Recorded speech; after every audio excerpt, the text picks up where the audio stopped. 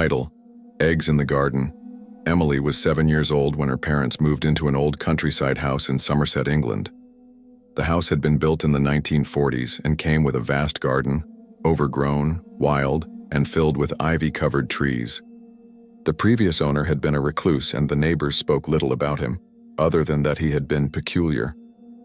The family arrived in early April, and to make the new home feel special, Emily's mother decided to host an Easter egg hunt in the garden. On Easter Sunday morning, Emily ran outside with her little wicker basket, excitedly searching for the bright foil-wrapped eggs her mother had hidden before dawn. But among the store-bought chocolates, she found something strange. A hand-crafted egg, wrapped in faded ribbon, with a faint sugary scent that didn't smell quite right.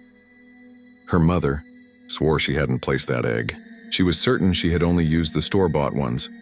Her father chuckled and said it must have been a neighbor's prank, or maybe a leftover from years past. But the egg was warm. Too warm. That night, Emily began having nightmares. She dreamt of a large, hunched rabbit with matted fur and empty eyes watching her from behind the bushes. When she woke, her feet were muddy, despite going to bed clean and in pajamas. The next nights were worse. She began whispering to someone when no one else was around. She said the old rabbit was tunneling under the house, calling her to play in the dirt. Her parents thought it was just imagination, something to pass with time. They scheduled a psychologist. The appointment never happened. The Monday morning after Easter, Emily vanished. The back door was found ajar, and the soil in the garden had been disturbed, as though something had been digging rapidly beneath the old oak tree. The police searched for weeks. Dogs, drones, volunteers. Nothing. 2 months later, while clearing out overgrown roots near the back fence, her father found a small, partially buried basket, Emily's.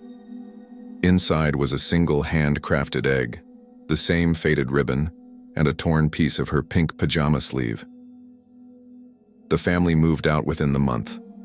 The house was abandoned. No one wanted it. The following Easter, a group of teenagers sneaked in on a dare.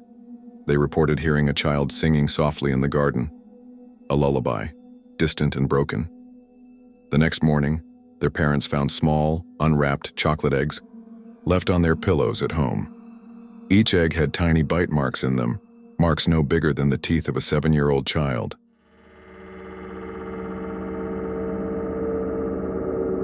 Martin had been working night shifts as a security guard at Fletcher's Market, a small supermarket in a quiet English suburb, for nearly a decade. His nights were always the same: routine patrols through the aisles, checking the cameras, and sneaking in short naps when the silence became too heavy. The week before Easter, things started to feel off.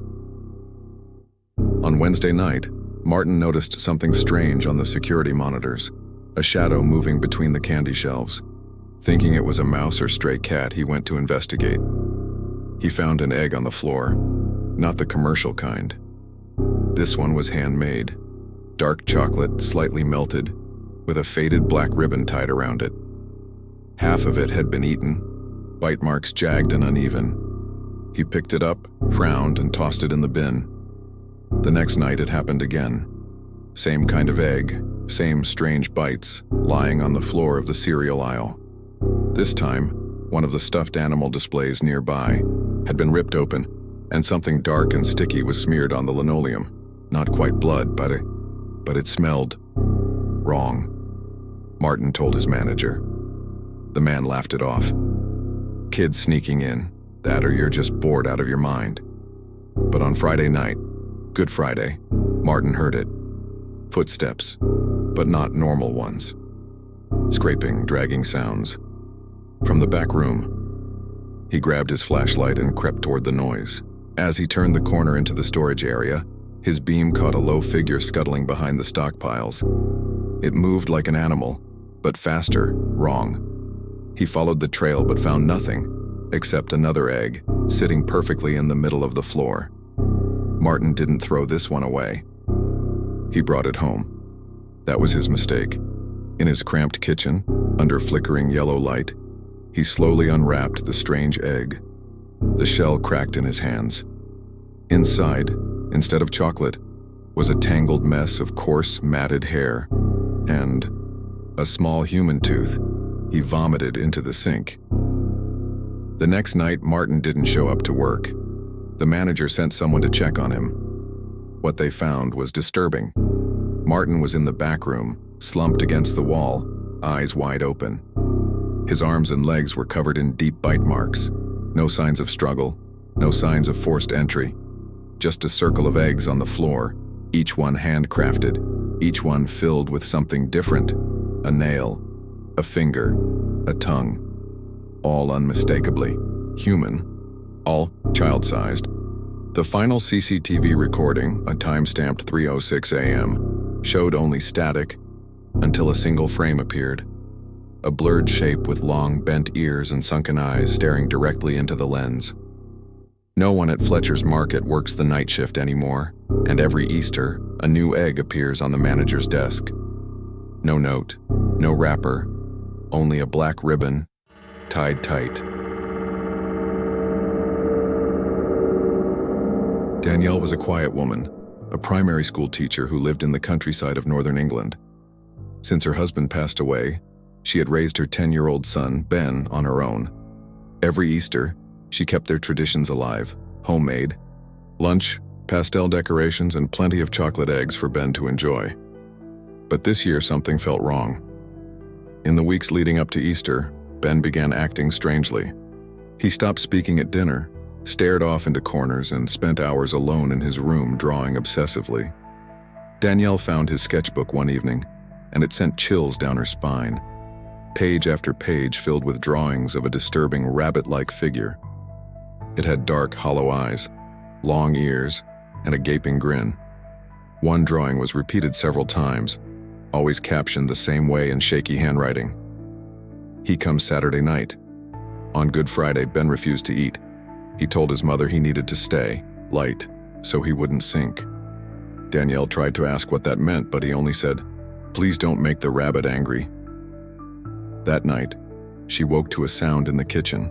She found the fridge open, food scattered across the floor, and long muddy footprints on the tiles, three-toed like a large animal.